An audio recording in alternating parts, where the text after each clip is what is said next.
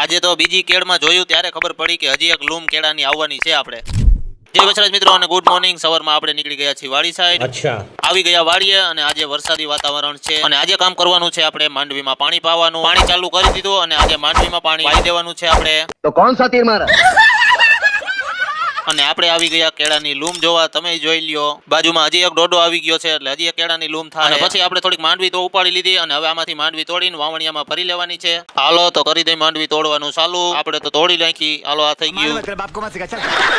હાલો હવે ફુગામાંથી પાણી આવવા માંડ્યું છે. હવે આ બાજુથી પાણી વાળવાનું છે. માંડવીનું આખું વાવણિયું ભરાઈ ગયું અને હવે જવાનું છે આપણે મૂકીને મોટર બંધ કરવા. આવી ગયા વાડીએ અને કરી દીધી મોટર બંધ. હવે ઘરે જવાનું છે. 3 વાગે પાછા આવશું. 2000 years later. હાલો બપોર પછી પાછા નીકળી ગયા છીએ આપણે વાડીએ અને પેલા જવાનું છે આપણે મોટર ચાલુ કરવા. હાલો માંડવી કાઢવાનું તો અહીંયા ચાલુ હોત થઈ ગયું પણ આપણે હજી નથી કાઢવાની. આપણે નોરતા પછી કાઢવાની છે. વાડી પાસે આવી ગયા અને કરી દીધી મોટર ચાલુ.